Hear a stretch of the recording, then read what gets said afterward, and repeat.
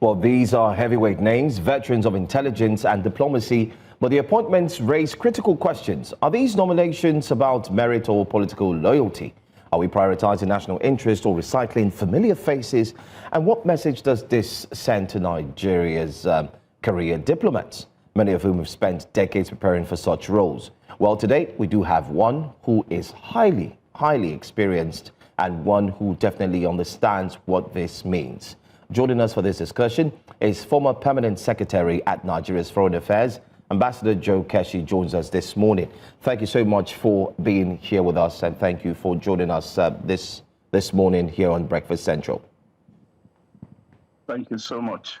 Glad to be with you. Thank you. Once again, apologies for the delay due to some technical issues, but we're happy to have you here. I'm sure you are maybe happy it's finally here, although we're expecting the full stretch, but here we have just 3 of them. At least it's a good start. Isn't that so? Oh, absolutely. When you consider the fact that for 2 years, this debate about appointment of ambassadors has been, ongoing. And now that at least a list has come out, we look forward that there will be more appointments. And as you rightly said at the beginning of the program, that experienced career officers who've been waiting for years to become ambassadors. And in fact, some have retired because they've been waiting for the last 2 years. And you have another group that could retire sooner than later if they are not made ambassadors. But as I said, it's a good start. And by the way, at least in terms of diplomatic practice and experience, Ambassador Ayodele Oke has all what it takes to be Nigerian's representative anywhere, whether in Washington or Britain, where he served for so many years.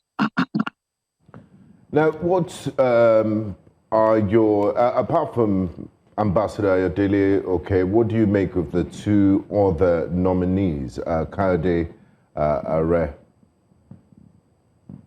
Well, look, when you look at the qualification, the educational background of Kayode Are, a brilliant student from his university days, and I think also, look, you don't, quite often, you don't take,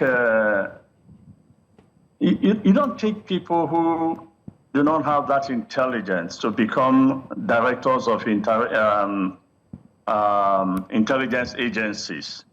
So when you have someone who has served in that capacity at one time or the other being nominated, I want to believe that the president has his reasons for these nominations. But again, as I said, there are equally very highly qualified officers in the Ministry of Foreign Affairs that I sincerely hope will be considered, because it would be a great tragedy to the institution of the ministry, the Foreign Affairs Ministry, that has already suffered a decline as a result of political interference.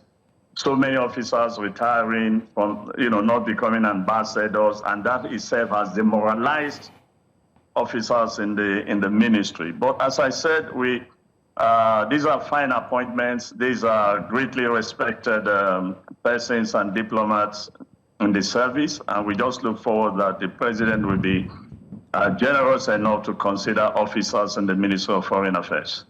Very well noted, Ambassador Keshi. You've raised you've given them a pass mark, and let's see if the Senate will confirm them, which is looking more than likely. But having said that, quite a number of analysts have said, these appointments are coming after sustained pressure from Washington, and also appears to be a knee-jerk reaction. What is Nigeria's foreign policy thrust as we speak today from the Foreign Affairs Ministry and as a country? Or are we appointing ambassadors to please Washington and to also get us out of the immediate situation we find ourselves with regards to the CPC designation? Well, I say this so often. Foreign policy is an extension of domestic policy. And so if you have the kind of situation we have in Nigeria today, there's absolutely no way you can have an assertive, engaging, diplomatic practice or presence in most of the capitals. So obvious reason that they see you in a different light as against the way we were perceived a couple of years ago. You recall that at the start of this administration, the foreign minister enunciated 4 cardinal objectives of the Tinubu administration. I think we had development, diaspora, demographic, and one other one that I can't remember. And and all this put together represent what you can call what has been the focus of the Nigerian foreign policy from day one in 1960, when the then Prime Minister enunciated the cardinal principles of Nigerian, foreign policy. Quite a number of those that the Prime Minister set out to, in those days, has actually been achieved. For example, the independence of African states and end to colonialism and apartheid and the rest of it. They've been achieved. So we are now in an era where we have to focus on more on economic diplomacy, and ensure that we are also part of the global discussion, to find a world acceptable to everybody. Unfortunately, right now, we are not there, but I hope that with the appointment of ambassadors to some key areas, there are still some key areas that we have neglected. I sincerely hope that China, for example, is a credible ally and has been very helpful to Nigeria economically. I hope that sooner or later that an ambassador will be appointed for China. Okay, and since you mentioned China, let me just quickly follow through that response. Why France, UK, and United States? Why just those 3 countries? How diplomatically important are they to Nigeria's economy? Just like you mentioned, since we're more focused on the economy and on. Britain has been our natural ally for centuries. Remember that the British Empire colonized us. They granted us our independence, and then they maintained. They continue to be very influential in the affairs of Nigeria. And of course, you know that the external direction of travel of Nigerians is to London. Okay? It was later that the American focus came into play. But with the president you have in the United States today and what we have experienced from the United States, it would be unwise at this point in time not to have a representative of the president and the Nigerian state in Washington.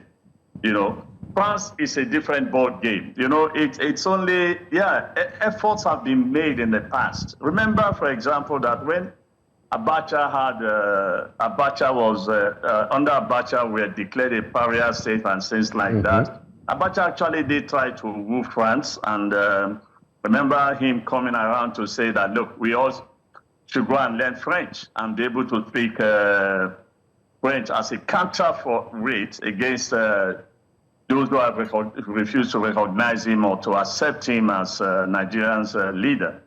So the point is, these countries are very important to us. The president, for one reason or the other, has some fixation with France as of today. So definitely he needs an ambassador there for whatever reason. But America and the British have been very close allies of Nigeria over the last couple of years. And I think it's been a terrible mistake not to have ambassadors since 2 years ago when they were withdrawn, in those places. And as I said, in some other key areas, like, look, China is very important as well. You know, if you begin to name some of these important countries, India is very important.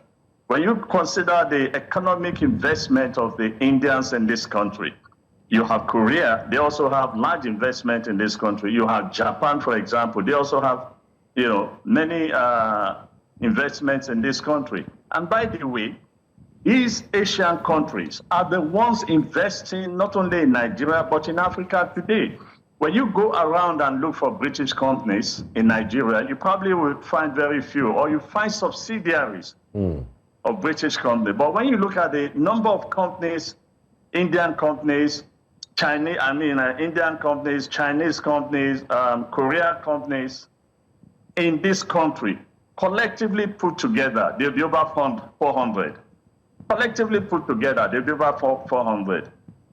America is just, you know, at the periphery and only focusing on the extractive industries. But the British, they've maintained this omnibus presence again because of our colonial relationship. Okay. Now, Ambassador, let's talk about something that speaks to the heart of your experience. You're a former permanent secretary at the Ministry of Foreign Affairs, and sometimes analysts think, you know, it has no impact, or it's a victimless type of situation where you politicize ambassadorial roles and give them to political cronies and associates. For a country like Nigeria, what are the effects if you don't have deeply institutionalized ambassadors that have gone through the ranks and have served decades in the Nigerian Foreign Service? Look, there have been fine non-career ambassadors, I must confess to you. But at the same time, the majority of the best ambassadors we have are from the service. Because these are people who have been trained, you know, prepared for such roles over a series of years. And for them to get to the peak and just waiting to be appointed, and then they are denied that position. Look, many have left the service very, very frustrated. And those who are there today, when we complain about the state of the Ministry of Foreign Affairs today, it's not just because I hear some people talk of, you know, so many things about lack of competence and things like that. No, it's not a question of lack of competence. It's a question of the fact that the invasion, I use that word deliberately, the invasion of politicians, you know, have just killed the morale of the officers. And so I'm sure they sit down and ask themselves, what exactly are we struggling for when we know that by the time we become level 16, 17 officers, we are likely to achieve the zenith of our profession because politicians in Nigeria want everything for themselves. You know, Nigerian politicians just think that this country belongs to them alone. And they so lobby the president, and the president needs them to win elections.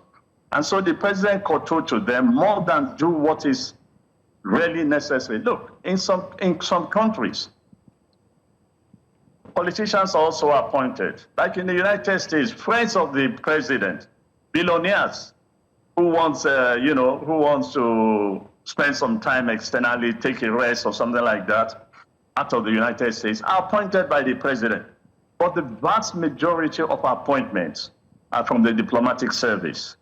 Unfortunately, in our own case, in the last couple of years, politicians have dominated appointments. And as we speak, I have no doubt in my mind, you know, that politicians who have failed to become governors, who have failed to become ministers, who have failed to become the director generals are all over the place lobbying, you know, seriously, you know, to be given ambassadorial slot. And if they have more percentage than the career officers, I can tell you that a few years from now, I think the reality of what's going on in the Ministry of Foreign Affairs will become apparent. even to the leadership can the of the minister, country itself. Can the minister, does he have the powers to influence some of these appointments and make a case for career ambassadors in his interactions look, with Mr. President? All ministers, to their credit, all ministers make a case for their officers.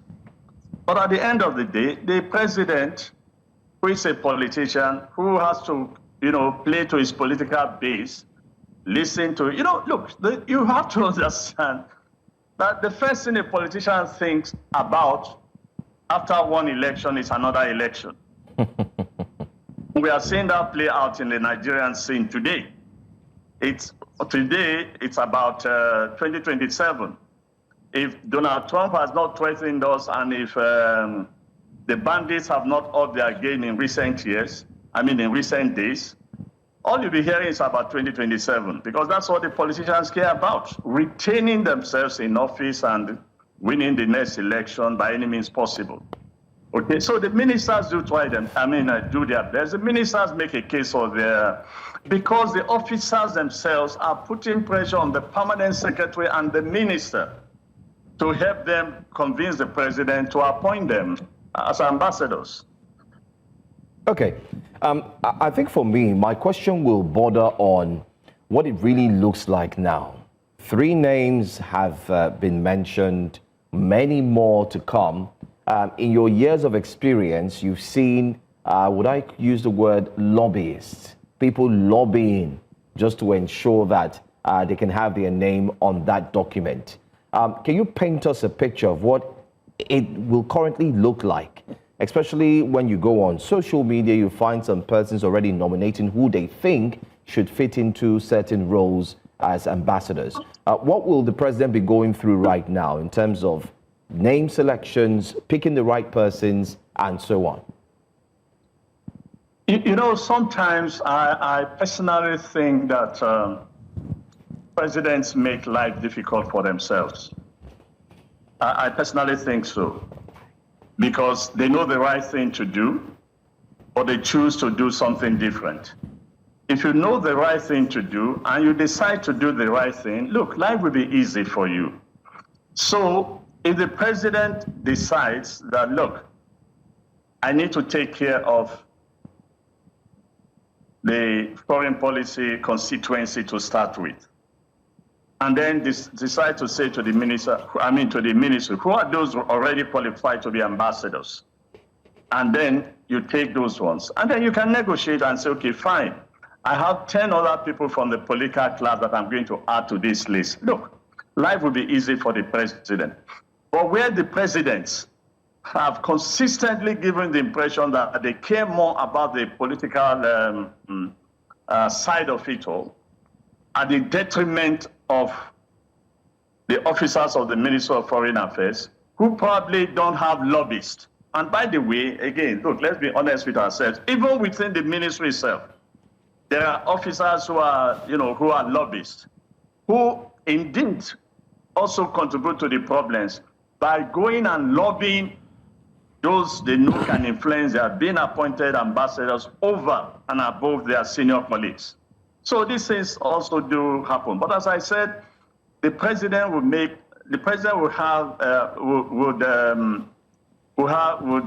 his life will be very easy if he just do the right thing. And the right thing to do quite often is just, in this case, just take a list of those qualified in the ministry to be ambassadors and add not more than 10, 15 of other people qualified.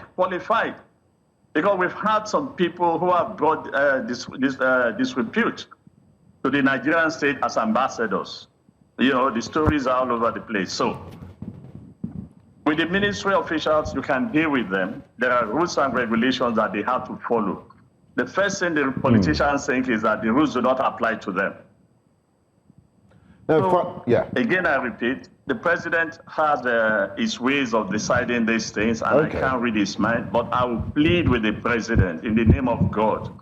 Please consider in your next appointment, accommodate a large number of officers in the Ministry of Foreign Affairs who have been waiting, praying, going to churches to ask God to touch the the president's mind to remember them. Now, finally, Ambassador Keshi, if you can, in less than a minute, I would appreciate the federal government's response to the lack of ambassadors and diplomatic representation at the highest level in different countries has been to say, the chargé d'affaires have been, holding sway and running their affairs, that there's no cause for alarm. And that's why we've been able to go more than 2 years into this administration without the appointment of ambassadors, quite unprecedented. What's your response to that? Do the chargé d'affaires, do they have any limitations in their capacity? By the way, a chargé d'affaires is the most senior officer that takes over the administration of the missions when in the absence of an ambassador. Okay? Yes. But in a number of countries, particularly the advanced countries, look, the rules of diplomatic practice is very clear, well written, and deliberately followed by all nations. There are limits to what a chargé d'affaires can do. There are limits to how high a chargé d'affaires can go to speak on behalf of his country. Those spokespersons who've been telling you that, it doesn't matter, we have chargé d'affaires and so on. Look, my response is that they just don't know what they are saying, but they have to say something. They have practically no clue to the challenges chargé d'affaires face when you are in a major country. Listen, in the United States, well, you gave me 2 minutes, but I just want to tell that in the United States, African ambassadors, European ambassadors, they only go to the foreign affairs and see the directors in charge of the various regional departments. Very difficult time for them to even go to the White House and see the president. But everybody that comes to Nigeria, even our businessmen, they take everybody to go and see the president. It never happens in most of these countries. Even those who have prime ministers like in the UK, it does not happen that way. But the truth of the matter is that we need to have ambassadors. Ambassadors have a higher profile, a higher responsibility, and a higher and greater reach than officers, acting as chargé d'affaires. And at the time I was chargé d'affaires in Holland, again, I was acting in the absence of an ambassador. I cannot tell you that I want to see the prime minister and I have a message for the king, and it becomes something easy. In Moscow at one time, ambassador, did not present his papers to the president. He presented the paper to the number 2 man, and for about 4 years that he was in Moscow, he never saw the president. He never, except at events and from a distance, not to talk of a chargé d'affaires. So that gives you the impression that those who've been making this argument, it's just part of the intellectual laziness I complain about when I hear spokesperson and government apologists making this argument. Thank you so much for your time. Always a pleasure. As always, Ambassador Joe Keshi, we do appreciate your insight on this very important topic. Thanks for your time.